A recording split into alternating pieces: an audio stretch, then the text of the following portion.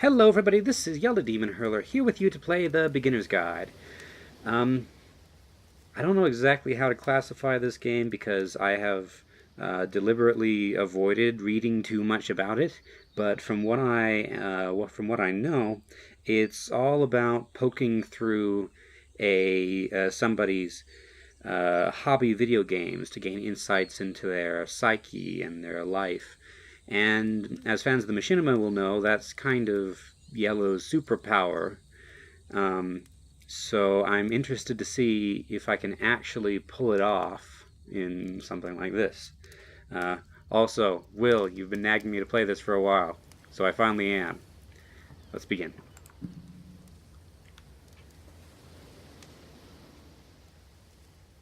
Audio is on. I can hear your waves and seagulls and crickets. WASD controls. Oh yeah, this is made by the same people who made the Stanley Parable. Not played, but I have watched. Hi there. Thank you very much for playing the Beginner's Guide. Oh, you're welcome. My name is Davey Wreden. I wrote the Stanley Parable, and while that game tells a pretty absurd story, today I'm going to tell you about a series of events that happened between 2008 and 2011. We're going to look at the games made by a friend of mine named Coda. Now, these games mean a lot to me. I met Coda in early 2009 at a time when I was really struggling with some personal stuff, and his work pointed me in a very powerful direction. I found it to be a good reference point for the kinds of creative works that I wanted to make. So just to start you off, this is, I think, the first game he ever made. It's a level for Counter-Strike. You can walk around here, by the way. And mostly it's just Coda learning the basics of building a 3D environment. But what I like is that even though he starts from the simple aesthetic of a desert town, he then scatters these colorful abstract blobs and impossible floating crates around the level. And of course, it destroys the illusion that this actually is a desert town, and instead this level becomes a kind of calling card from its creator. It's like a reminder that this video game was constructed by a real person. And it kind of makes you wonder, what was going through his head as he was building this? This is what I like about all of Coda's games. I mean, not that they're all fascinating as games, but that they are all going to give us access to their creator. I want us to see past the games themselves. I want to get to know who this human being really is. And that's exactly what we're going to do here. So, it's 2008, Coda starts making these games, and he never releases any of them. He doesn't put them onto the internet, he just makes them and then immediately abandons them, and they sit on his computer forever. And I think he really understood this image of himself as a recluse. At one point, he jokingly renamed his computer's recycling bin to Important Games Folder.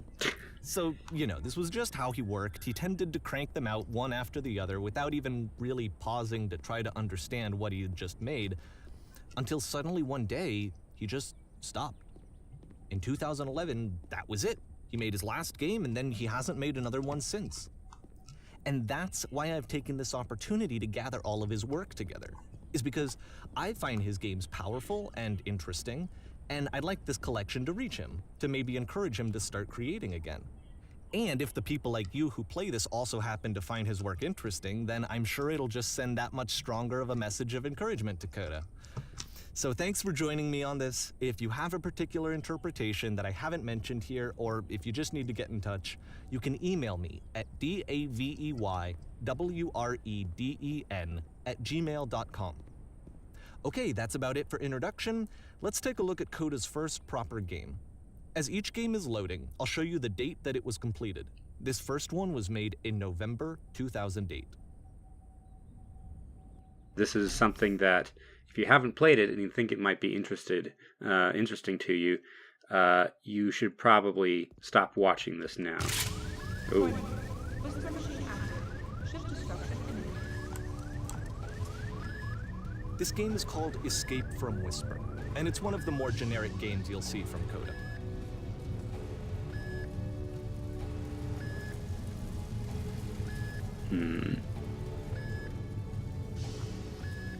You can click to fire the gun.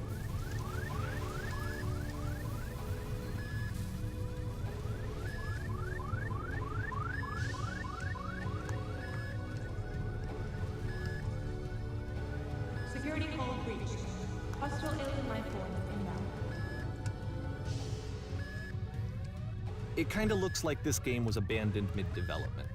For instance, you have this gun, which you'd think would indicate that there are supposed to be monsters or enemies somewhere. But then Indeed. clearly there are no enemies anywhere. You can't even reload the gun when you run out of bullets. But ultimately we don't really know. Maybe Coda thought that actually it was complete the way that it is. And I think that we should talk about his games for what they are, rather than for what they're not. Enemy force neutralized. Begin ship evacuation. Enemy force neutralized, huh? I love how you can see the bottom of the universe from this room. Is that... Yeah, that's Hubble Deep Field, I think. Scratchy, scratchy glass. Door that doesn't work. Door that does work. Nothing. Oops. Apparently the space station has a labyrinth on it. Sure, I don't know. There's really no reason for it that I've ever been able to discern, so in the interest of time, I'm just gonna skip you on past it. Okay. Okay, this is the part that's interesting. The game has this narrative about the whisper machine and how it has to be turned off, and then you get to the engine room. Huh. My gun's gone. Hey, you there, in the engine room. You could save us all. That beam is powering the whisper machine. We could disrupt it by introducing a great enough heat signature. If your body could stop the beam. It's so much to ask, but for all of our lives, would you do it? Could you give yourself? Interesting.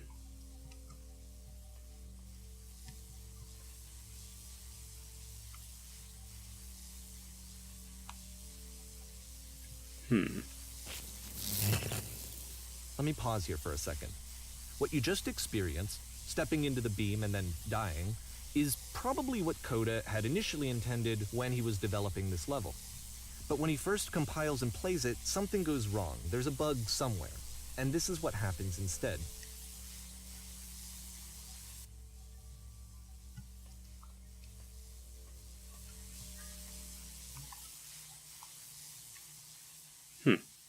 Sort of an ascension into the cosmos. The beam causes you to start floating. And this is an important moment for him. Because yes, this is technically a glitch, but Coda identifies something human about it, like how small it makes you feel in the face of this larger chaotic system. Or this floating could be the afterlife, a peaceful place, juxtaposed against all of the hysteria that you've just had to traverse.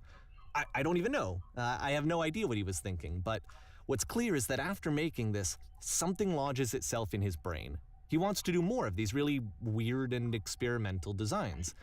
So he stops work on this and moves on to a stream of tiny little games that go in all sorts of directions. Let's go ahead and take a look at the first game he made after leaving this one behind. November 8. Okay. Oop. Yup, in this game you can only walk backwards. The past was behind her. This, the look of this game makes me think of, the old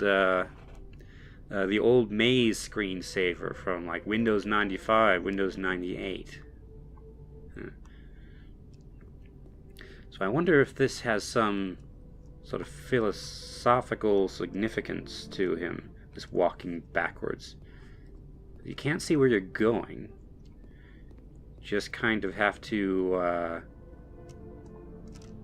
So it's a short and relatively minimalist experiment combining motion and narrative.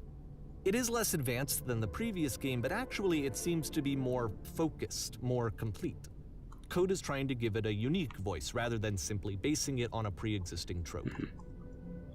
So it keeps changing. Honestly, this reminds me a bit of what I've seen of the Stanley Parable. So I wonder if what's his name? Who's the narrator was inspired by this. seems clear. So why a she? The default sort of gender pronoun in English is he. So maybe this person's just being inclusive, or maybe she refers to someone in particular.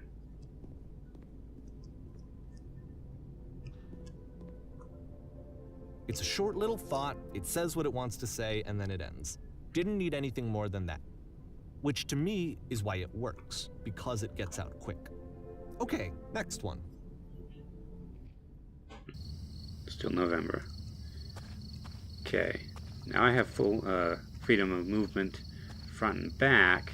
Well, I can move all directions, but I seem to be bound to this path.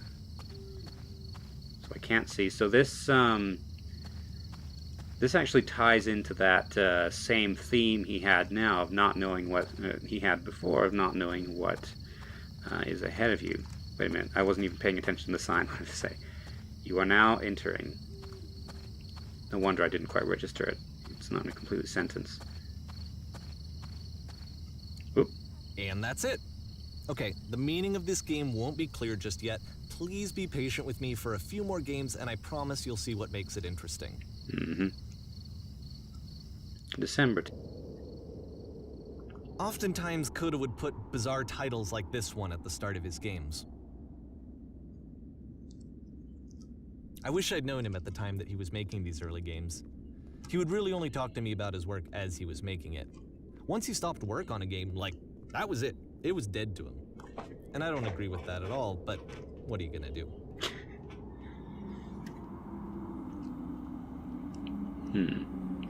Nonsense all around. Once you've been slowed to an absolute crawl, the door at the top of the stairs opens. So why, if Coda's not showing these games to anyone, why bother opening the door at all? Well, to show you, I'm modifying the game here so that when you press enter, it'll bring you back up to full speed so you can enter the door for yourself. Okay. So, nonsense everywhere, but we don't have anything here. So this is, under normal circumstances, this would be a very arduous journey that we just did. Here.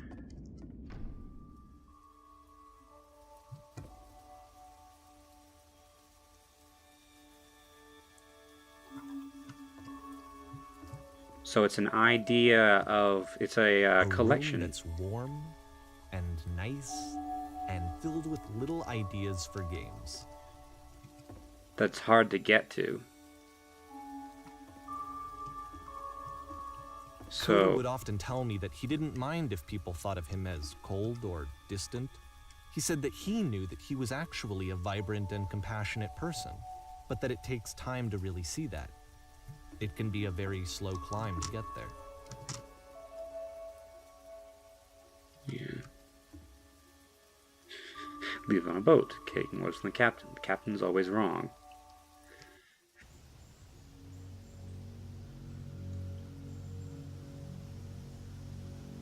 You know, on that room, that actually kind of mirrors some of my observations. Like, I have many ideas for writing my machinima, and I've had lots of people, I've seen lots of people with great ideas for stories or games or whatever, but they never do anything with them, because actually making those games a reality or stories a reality is hard.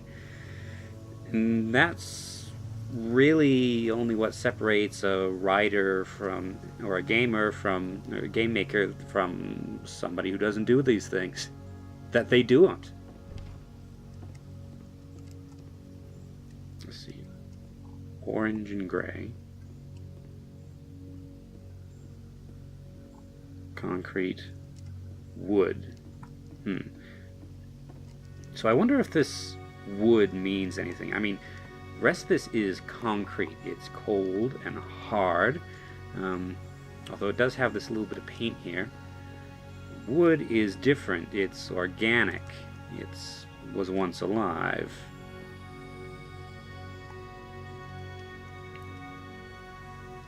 Okay, so now we come to this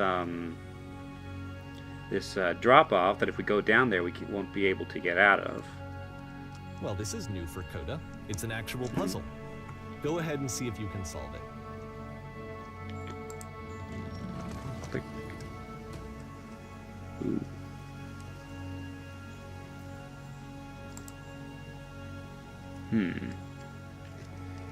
So...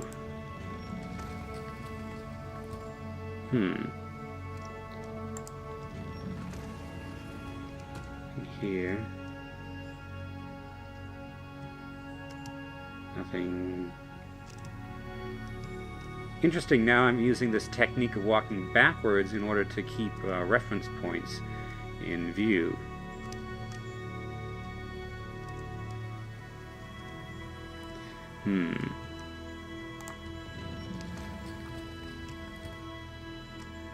Aha. Don't forget that solution, because we're going to see this puzzle again soon. We're going to see it a lot. So we have 2 doors. One door you can open from the outside. The other, you have to close yourself in. You have to close the door you came through in order to progress. And it's kind of the same way with that ledge back there. Once you've gone down, you can't get back up. And I can't see any way to open this door again. So significance to that. 3 dots. I feel like those are important.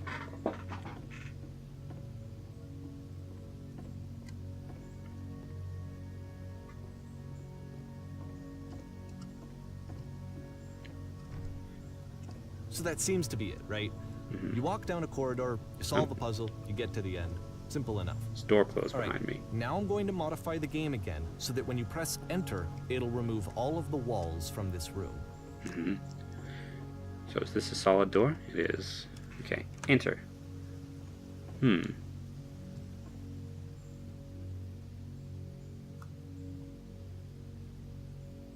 How about that? There was more to it than we had any way of knowing. I actually find it funny that this game comes after the Stairs game, since they essentially convey the opposite idea.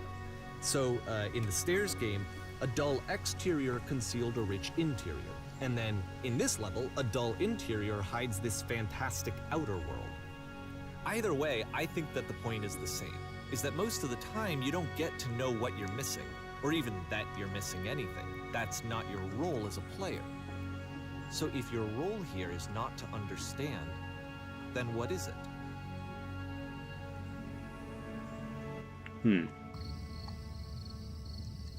Here's this again. You are now exiting. And again, we've got this limited frame of view. This seems to be a theme for him, is a limited view of your surroundings. Aha. So this, combined with the entering game from earlier, tells us that Coda believes his games are connected somehow. It could even be that the Stairs game and the puzzle game are literally connected in between this and the entering game. There's a bigger picture that all of his games are meant to play a role in, some larger meaning that we won't be able to grasp until we've seen all of them. And once we have, we can step back and start to understand what exactly that bigger picture is. March 2000. The Great and Lovely Descent. Blank space, house. So we're on an incline, on the little hill. The house is at the bottom. Let's talk about video game development for a second. Every video game runs on what's called an engine, which determines what the game can and cannot do. So in other words, the engine is a set of tools for game development. The Streetwise Fool. To make all of these games, Coda is using an engine called Source. Like all engines, Source has certain things that it does well, and it has certain things that it does poorly. One of the things that it does very well is boxy linear corridors. That's why so many of Coda's games are set in these large, flat, empty rooms, is just because he's working with what the engine does well. The tools available to the creator shape what kinds of creative work they're going to end up making. you might consider paying attention to the architecture in Coda's games to notice how they seem to stem from an engine that's very good at producing linear, boxy corridors. Okay. So I'm interested in this picture here. We have a cafe. Cafes often decorate their walls with pictures of food. This is not a picture of food. This is a picture of food that has been eaten. That seems important, although I don't fully understand it. And here's a sort of walking street, a pedestrian path, a commercial area of some sort. Kitchen.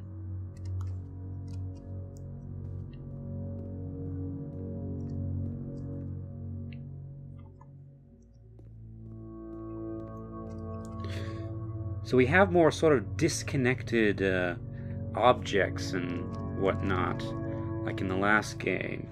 Or not the last game, but the one with the door puzzle. I jump? I can jump. Not very far.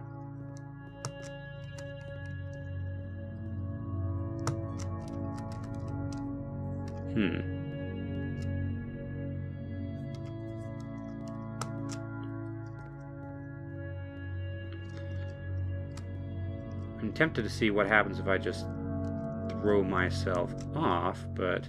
Whoop. Yeah, I figure I'm going to find out sooner or later whether I want to or not. Good slidey.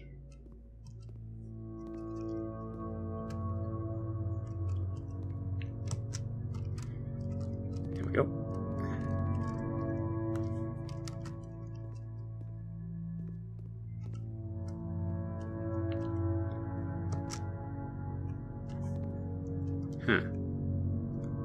I wonder if it was deliberate that you can skip that step there.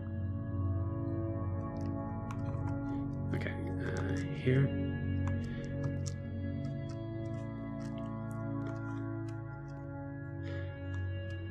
There's also a change in difficulty as you go down. You started with very narrow things to jump on and walk along. And then we had those slightly broader triangles. Now we've got these big wide beams.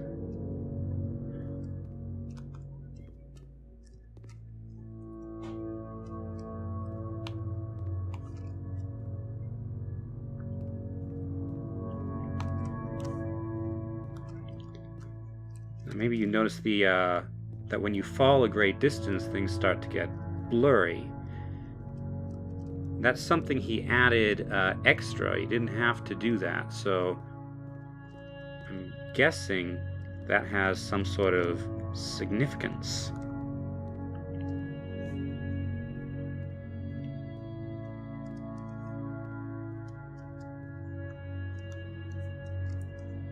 Oop. There's an nearly invisible wall here.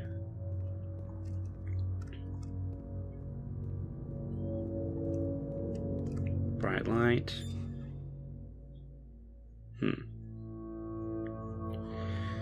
Right, well, I'm at 23 minutes. I don't know if it's a good idea to stop mid-game, but I am out of time, so I'll pick this up in the next episode. If you enjoyed, please consider leaving a like, commenting, or subscribing, and if you didn't, please let me know why. Thank you all very much for watching, and I'll see you next time. Bye!